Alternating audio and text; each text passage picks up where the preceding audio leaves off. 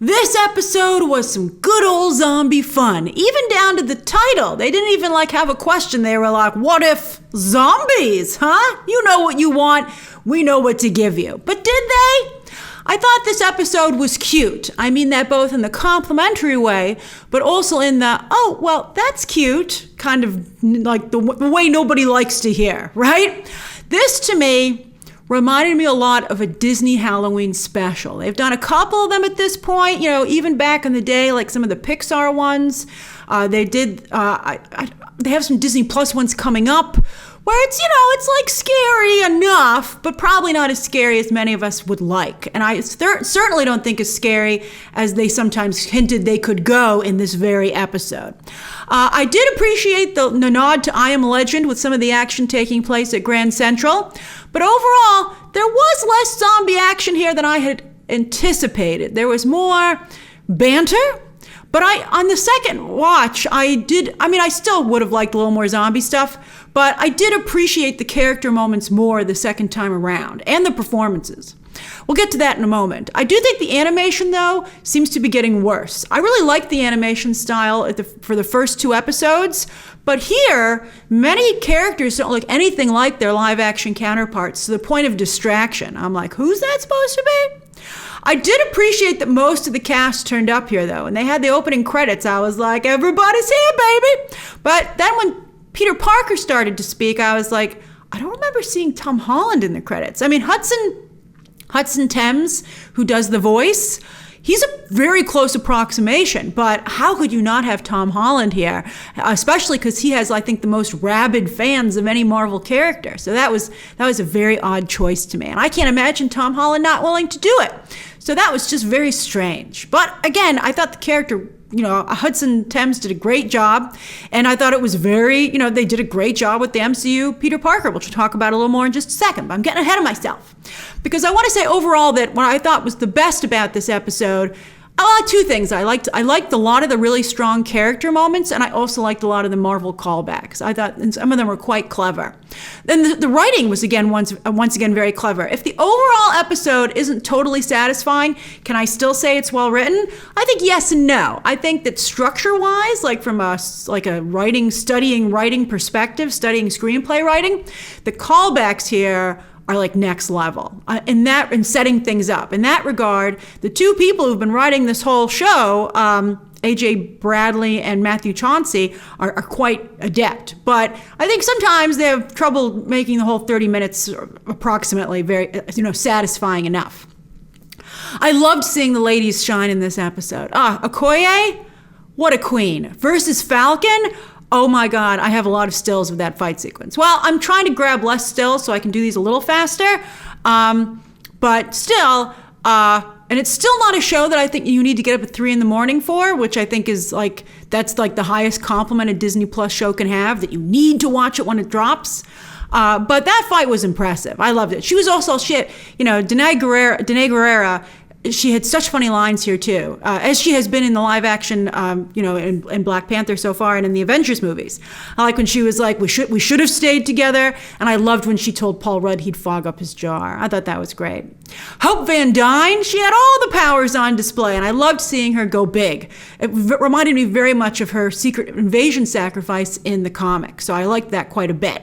Sharon, she's okay, but I thought she had some nice moments. And then, of course, as Paul Bettany says, Wanda. Oh, wow, she was so great. I thought she looked nothing like Elizabeth Olsen. I was like, would it kill you to have the character look a little like the one everyone loves? But she was so cool. And I think that you're seeing more and more, they're setting you up to really accept them as this star-crossed villainous couple, and that they do what's best for them. Everybody else be damned. And it's great. And I mean, not just in the WandaVision show, but I think you're going to see that obviously coming up in Doctor Strange and the Multiverse of Madness. I thought the Baba Yaga reference, I think that's the whole reason they had Kurt be part of the group. David Dastmalchian's character from the Ant-Man movies, because he's Eastern European, Wanda's Eastern European. Baba Yaga, of course, is a famous Eastern European witch, and it was just great foreshadowing of Wanda. It was just really clever. I love that. I thought that was one of the best, most on-target moments of the episode. And the guys delivered too. Sebastian Stan is becoming the master of deadpan delivery in the first episode and now here, and they gave him a shower scene. Marvel is such a tease when it comes to Bucky, and I thought the shower curtain was hilarious. That was great stuff. Of course, it was heartbreaking to hear Chadwick Boseman back as T'Challa. He's just incredible. Paul Bettany's vision. The nuance in his performance. And the second time around, I could really sense the evil nuances in there. I was like, wow, Paul Bettany, you are truly an actor. Paul Rudd, though, what a joy as his head of Scott Lang. I mean, he was absolutely perfect. I thought those dad jokes were fantastic. They made me laugh out loud several times. I just thought they were just perfect, wonderful. Jon Favreau's Happy was also funny, but no one can compete with Paul Rudd when he's on fire or on a roll, right? So good. And then again, I thought that Hudson Thames as Peter Parker was very good, and I thought the use of Peter Parker's movie knowledge here in particular was really, really clever, and I thought it was excellent. I mean, we all know our movies too, so we know the mistakes they were making. It was a fun episode. Again, as I said, it was fun, probably more fun and less scary than we maybe wanted. But again, I think that's where, it's as much as Disney will let them get away with. So, hey, it's good. We're pushing the edge of the envelope for Disney. And it was also a little smaller in scope than I expected, but I guess, they really wanted to focus on the heart of the living characters. By the way, was this our Doctor Strange Peter Parker moment that we're going to get in the show? In the poster, he has his mask on, so maybe not, but maybe it's foreshadowing of that, but we'll see. I would be a scooch disappointed if this was all they were referencing, but he did look good in it. Everyone looks good in a pop collar. And I just loved Cloaky, and they called him Cape here, but I was like, no, it's Cloaky, thank you very much. But after he got killed last episode and sacrificed himself to try to help Doctor Strange, it didn't even work out, but I was glad to see him heroic here once more. I love Cloaky. And I love that he partnered up with Scott Lang. I mean, that was a good combo, right? Scott Lang needs to move around. Cloaky needs to feel needed. I thought it worked out well. All right, so let's go through this. They started off with this, they had the What If logo as always, but then I really loved they did like the Star Wars pan down, right? From the title treatment to space. And I was like, oh, it looks great here too. And then of course they have the Infinity War callback where Hulk gets sent back to Earth and arrives there as Bruce Banner. And I thought the illustrations on this were pretty funny, although it looks nothing like Mark Ruffalo's Bruce Banner to me. So it really frustrates me on this show. I'm like, how does anybody think that looks like Mark Ruffalo? It doesn't look anything like him. But anyway, they redid this sequence, but then, all the same players are there, but there's a third side, the zombie side. So they had the whole thing again where, Hulk won't come out, but they dealt with it, I think, really nicely in the episode, because he comes out when he can be the most useful and he can be a hero. Nice little speech there.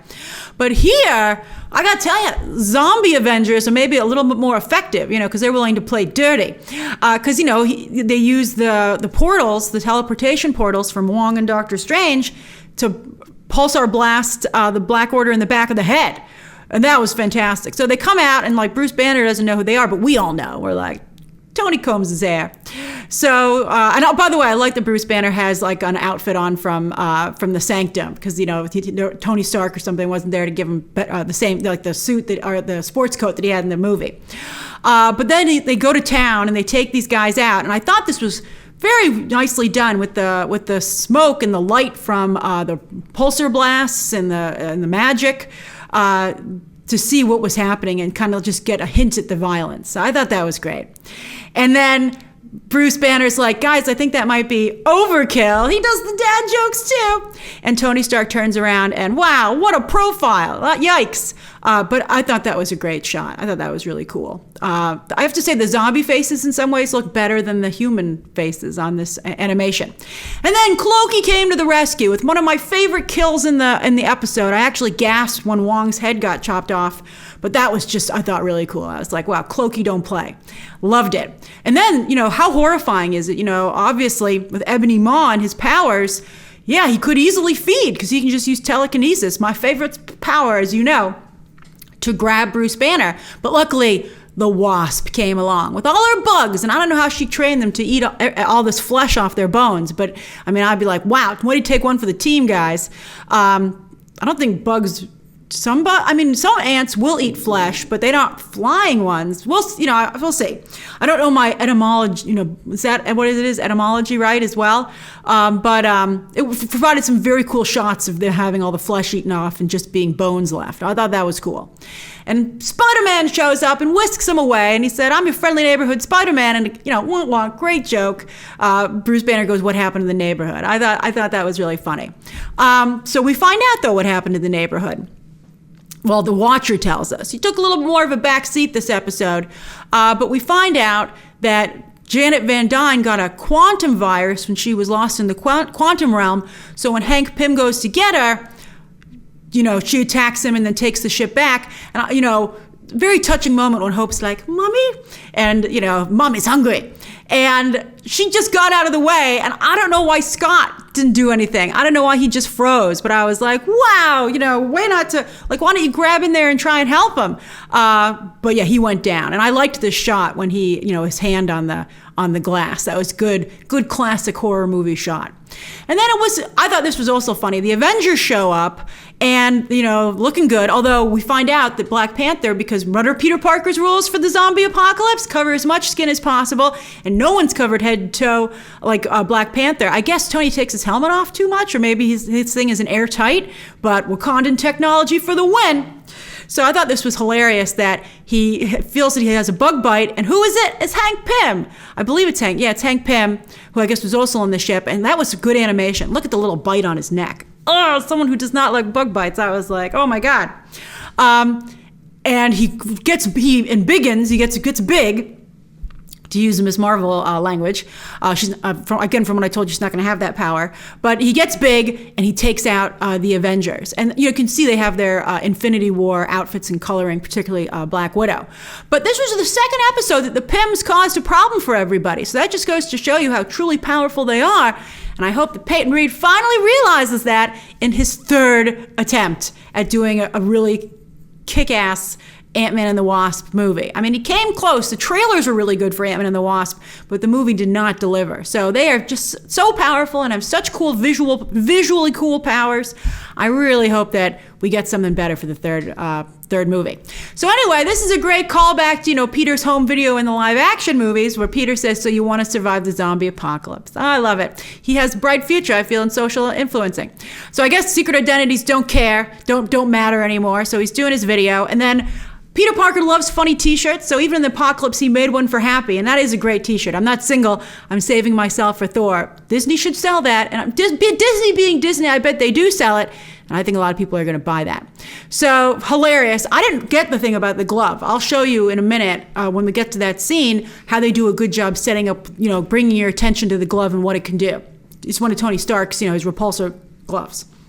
So, step one, long sleeves. And I like the Kurt, David Dastmalchian's character, who I've become a real fan of, particularly after I thought he had a very touching performance as Polka Dot Man. But he puts the ketchup packet. What'd you do to that shirt? Is there laundry in the apocalypse? And they say you don't want to get, transfer. It's the saliva that's the problem. Also, they say keep clean, and they surprise who else in the shower but Bucky in his America shower. And boy, that smoke is just frustratingly, right at the edge there. So I thought this was hilarious. And again, as I said, Marvel is such a tease when it comes to Bucky. And, look at his luxurious locks and his waterproof arm. It's hilarious. I thought that was absolutely fantastic. So they're in the middle of watching the movie, and who shows up? General Okoye. Fantastic. And she says she's searching for Black Panther, and they have a signal. The signal just popped up that they feel that they should investigate. And they pull back to reveal where they've been hiding out, and a bunch of subway cars have been webbed together above the city. That was one of the cooler things in the episode. That was very clever. I don't know how they raised them up so high, though. I guess Peter Parker could just pull them up there and get them up there now that I think about it, but interesting. All right, but it looks great. So they're investigating into the signal, and they say that it's coming. They recognize it. They do a couple of, apparently only very smart people can find this. You would think, considering we do find out it's a trap laid by Vision, he would want only dumb people to be able to find it, not people who are super smart. But maybe sometimes you're science smart, but not street smart. Luckily, we have both in this group. So Sharon's like, oh yeah, that's Camp Lehigh, New Jersey, which of course is the first S.H.I.E.L.D. base and in so many of the movies, particularly the Captain America ones, but the place of one of my favorite scenes or sequences in Endgame, and that's when they go back to get the Pym particles and Tony runs into his father. And Cap sees Peggy. So the feels, it was beautiful. I love that so much. That was a really great scene. The whole movie was good. All right, so anyway, they're like, we better go. And I love these group shots, by the way. Okoye looks particularly fierce. And so I'd say Bucky and Okoye look the best. Supermodel serves from both of them. But then Happy has one of the obvious jokes here, but he delivers it pretty well. He says, just when you thought things couldn't get worse, we got to go to Jersey. Hey, man, I have a good time in Jersey. Jersey's not so bad. All right, so there's our Grand Central Station, and this was a great gag where he says, I can't believe it in the apocalypse, I'm a driver. And Okoye saying, hey, weren't you an Uber driver? Was just really clever and funny, and I did not expect that joke, so that made me appreciate it all the more. And he was like, I was a personal chauffeur. There's a difference. But he's a good driver, because look, and I love the reveal that they were driving the Pym, the Pym-mobile from Ant-Man and the Wasp, because that zombie's looking at him, and they explode by getting bigger. And I thought that was great. That was a really good use of the vehicle. They're very clever with that. Again, so many great toys for Ant-Man and the Wasp, but they still are not utilized to their fullest extent. All right, so they go in, and Peter's like, are you crazy? We can't separate. Haven't you ever seen a horror movie in Wakanda? And she had a great burn, as Kurt said, where she says, we have American reality shows. That fits the bill. And I was like, that was a good burn. That was great. But he's right, as we discover. They should not have separated. But they do, because, again, this is, little do they know they're in a Halloween special, basically, and they have to do stupid things for us to get good sequences. So then he cocks his arm, and I was like, oh yeah, I guess that's like the repulsor glove. So that was the first time I even realized what he was wearing while I was watching the episode. So he's being very funny. I have to say, he went out with a laugh, as we'll talk about in a moment. But as Okoye and the two supermodels go off on their own, a good friend from their Disney Plus show, which has not yet happened in this universe, is shadowing them. So we see more of them in a moment. But anyway, Peter has decided to set up a slingshot to get this train going. As soon as they said if we could slingshot it, I was like, webs. So I don't know why they all had to separate off so much. Why wouldn't they all just go to the train and keep people away from it? I didn't really understand why there was a need to separate. But some birds spook Happy, and this is very good exposition. So you can see him firing. You see him finally using that. And I like the joke where he says, blam, blam, blam. Like pew, pew, pew, pew. I don't know why I didn't do the pew, pew, pew. That's what everyone loves. But he did the blam, blam. And then this was pretty shocking when he got shot in the arm with an arrow and pulled back. And good for him. He went out fighting. He turns around and he does the blam, blam, blam, even as he fires into the darkness and gets pulled into it. There was one even last little blam. I was like, that kind of broke my heart a little bit. But I wasn't too sad to see Happy go. Unlike Peter, who was devastated. I was like, I don't know. I like Happy, but that's all I'm going to say about Happy. All right, so anyway, I don't want to give anything away. So Sharon, she's like, it's Hawkeye, and she takes an arrow to the shoulder. And I liked when Hawkeye emerged. I thought there would be a better shot of him, even more distinct, but there actually isn't. I had to go several times back to get this because I kept thinking a better shot would come, and it didn't. All right, so at that moment, Sam breaks through the glass that's how you can tell he's a zombie. He'd never destroy a national monument like that otherwise. And so we have they cross-cut these two action sequences, which of course juices them both up. So we see that Happy's already been turned. This happens fast. Now look at this. Look at Okoye. What grace, what beauty, what style. Look at her hop on his back there. She is just one of the most beautifully animated and choreographed things I've ever seen. I mean, the power and the ability. She's just so good at her job, and she's such a great fighter. But yet she still looks just so like a princess doing it. It's amazing. So she flies off, but of course now Bucky can't take the shot. So Sam tries to ram her into that balcony to get her off his back, and look at that. She does this gorgeous cartwheel in the air. I'm like, wow. And then she does a superhero landing because she's a superhero, and and then she even finds the eye light. Tyra Banks would be like, you win America's Next Top Model for Wakanda style for sure. She was amazing. She's even smizing there a little bit. I'm impressed. So her fellow supermodel opens fire now that she's off. And there were some great shots here. Great shots of Bucky in this episode fighting people, but some with Cap in the train momentarily. So we cut back because, not only is Sam's armor bulletproof, but he's now a zombie, so he doesn't mind bullets himself too much either. So Sharon had a very clever thing because the gun got blasted away from her gun before she could reach it. She turns Happy's own blaster on him. And I thought that was cold, but well done. And speaking of cold, just as Bucky's about to get it from Sam, Okoye comes up in the back there, splits him in two, and she says, I'm sorry, I know that was your friend. And Bucky, in the coldest deadpan ever, he goes, I know I'm supposed to feel sad, but I don't. I'm not. I thought he delivered that. Like you would think maybe like it was not a good line reading, but with Sebastian Stan's special magic, like it really was. I thought that was fantastic. So Sharon's like, I'll use the glove. And it looks good on her, I will admit. So Peter's like, let's go. And he's backed up far enough into zombies. I thought that was well done. And then they dash onto the train because they're much faster than the zombies. I thought that was pretty clever. And they get out of there. With some assistance from Hope. Everything goes fine. Cloaky saves Peter, brings him into the train. And they make a break for New Jersey. Here we go, everybody. There he is in the cape. He looks, again, who doesn't look good in a pop collar? And Hope's like, looks good on you, buddy. So they were driving off, looking at the city, and I thought this was Bucky with the luxurious locks. But no, it's Sharon.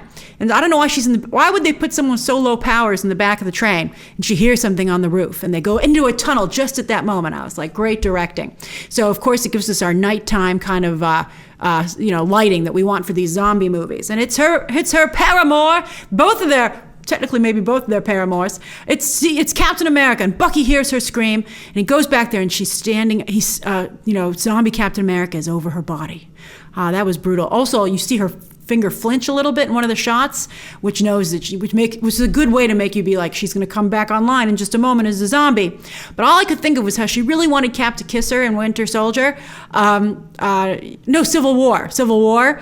And I was like, see, I told you, Sharon, you just wanted it too badly. All right, so anyway, great shot of zombie Captain America who has a broken jaw. So I don't know how he's eating Sharon.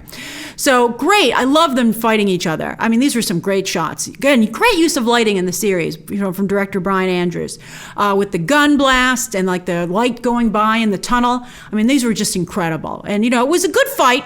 And I like with just his bionic arm, he just took Sharon out just right there. And then Sharon stands up and Wasp flies into her mouth. She swallowed a bug. So anyway, Captain America throws his shield at Bucky, who grabs it, who's, great callback to, we first saw him in Winter Soldier, and he throws the shield right back using the same momentum and cuts Steve in half. I thought that was excellent. Really great. And he says to him, I guess this is the end of the line, which of course is one of their famous lines, but used very differently here. So Hope expands, and she says, oh my God, I got Sharon all over me. And Okoye gets another great zinger. She says, I think this one the kid has hand sanitizer. And look at Cloaky being his own character there. I love it. So, but Hope, she got a cut. I don't know how she got saliva there, but I guess maybe she got zombie sweat in it. But they're like, it's not going to be good for you. And we got like our only shot of the Watcher this episode. He's like, what about me? I had such a big part last week. So here, this slowed down things a little bit, but they were like, why is Peter always so happy even though everyone he knows is dead? And he explained why. He says, Aunt May says, if we keep smiling, we smile for them. And he says, your name's Hope. You got to have hope. And I'm like, you guys are really using her name as Hope a lot. I mean, you just used it in episode 3 as a thing. So it's like, come on, guys. She's like, I wish I was never named Hope. So Kurt comes out and he's like, we got problems. We're out of gas and we got to go through that. Again, another great shot of the group. They look fantastic. They keep losing members though. So anyway, yeah, that does not look good. And Hope's like, I'm the one who wanted my mom back so badly. I'm like, I don't know if that's really fair. Maybe your dad should have like seen how crazy she looked standing there and not gotten so close. But she's like, I will fix my mistake. So I loved this. I was like, what a great hero moment for Hope Van Dyne. So she pops out the top of the train and she's holding them in her hands. And I don't know why she just walked. I was like, run for it, Hope, just run. But maybe she was feeling weak already at that point. And I like, by the way, that she even had her platform heels is a giant. I was like, awesome. I love platform heels. All the benefits of a heel, but with the stability of a platform shoe, of a flat shoe. So I liked also this shot of Peter looking out from between her fingers. I was like, he's a good guy. So she's got him all crawling all over her when she gets to the base. And I thought that was a very cool shot. And look, they're climbing up her back. And I said, when this was happening, I was like, please don't just land on the fence because they're just going to use you to climb over, although we find out what's happening there in a moment. I thought this was really good when she gently lays them down, and then they go right through her mask too. I guess because she's covered head to toe, right? And they're like, we know how to get in there. And she falls backwards and dies. Gets turned into a zombie as we find out. I thought that was handled really nicely. Evangeline Lilly, I don't like her being the wet blanket in the movie. She's always in a bad mood. I feel this character has so much potential, and I think Evangeline Lilly could play her so well. So I'm really, again, hoping for the third movie that she really gets to step up. She was absent in both the Avengers movies pretty much. She's such a great character. I really want to see her shine in live action. So they discover that the zombies can't come into the camp, and they're like, let's find out what's going on. So they go in, and this is when we get the Baba Yaga reference. I thought that was great. And they freak each other out. And then there's Vision. And they're like, we're so glad to see you, but they should not be. So he brings them inside to what's always apparently an evil computer room, because whenever you go in there, there's an evil revelation. And he says, I found out that the Mind Stone not only repels them, but if you've really put them enough in the radiation, it cures them. And he goes, for this guy, and this is a great thing about, I guess it's a little bit of a reference to Arnim Zola, right? He also was just like a computer head. I didn't even think of that until now. But you know what else occurred to me the second time I watched this? Where's the rest of his body? Did it get fed to Wanda? You assume that just it couldn't be salvaged, but I think Vision might have cut the rest off and fed it to Wanda, which is disturbing. But that's what we were kind of hoping for. So great jokes. Paul Rudd, they were so funny, and I thought he delivered them. He made them just fantastic. I thought they were just absolutely fantastic. So they say it's the Mind Stone. And they have the joke about don't cry in your jar, you're going to fog it up. So Bucky says, okay, so they say if we could somehow use satellites or something to put out the Mind Stone, and they say we could do it in Wakanda. So Bucky's like, I'm going to go look for transport, and this great shot of Vision being like, you're not going to find what you want, Barnes. And you're like, what? When I first watched it, I was like, what does that mean? Why doesn't he just tell him there isn't a ship anywhere on the base? But we find out. So this is a great classic zombie shot. I really liked that. Great use of light beams, very Spielbergian. Although it's got a little lens flare on it, so J.J. Abrams is like, that's mine, thank you very much. So while that's happening, Bruce is like, whoa, according to these security logs, people have been here before. And it's like, where are they? And they have this great close-up shot of Vision being like, ha, ha, ha, ha. So Wanda, I don't know how she's being held in there in some kind of glass containment unit. But Bucky shoots at it, and this is how she gets free. But that's a very good first look at her. And then look at that. I was very disturbed by this, of course, because Chadwick Boseman has passed away. I did not like seeing him this way. But yeah, he lost part of his leg because he's been a snack for Wanda. So as they hurry to get out of there, Wanda starts to break free. So Okoye is so happy to see him, and they're like, it's Vision all along. The call is coming from inside the robot who's inside the hangar. And Vision's like, it was me, I did it all. And he's really quite touching. He's like, I just can't bear to be away from Wanda. I can't cure her. And Okoye is like, then why don't you eliminate her? And he's like, I cannot do that either. And you're like, your guys' love is so beautiful, but causing so many problems for everybody.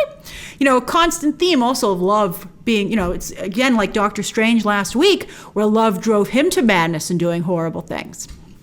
Although I loved Paul Rudd's joke here where he said, in defense of Vision, I got nothing. I laughed out loud at that. That was perhaps my favorite joke in delivery. I thought that was fantastic. And I think we're all going to feel that way. It's going to be very hard, with Wanda being the villain of Doctor Strange and some of the things that I've heard that she does. I'll be curious to see if they are able to make her redeemable. So Vision is like, I will, I made a horrible mistake. And Okoye is like, well, I must, you have human justice. And she's stopped because Wanda is free. And look at that. That was also one of my favorite shots of the episode, with her broken body standing there, and just so powerful. And look at this. So she first sucks in poor Kurt, who Baba Yaga got him. And then she emerges and she pulls up this door for a shield from the bullets, although she can also stop them, as we find out. She's got a whole smorgasbord of things she can do. So that was but it just shows her raw power. And Cloaky saves Scott Lang's head. And I don't know how the webs can hold her. I gotta tell you, that seems very odd to me that they would be able to do that. But they do, but they know that it's not gonna work out for them. So Vision's like, I'll help you escape. So he blows a hole out for them to escape, and everyone makes it except Okoye.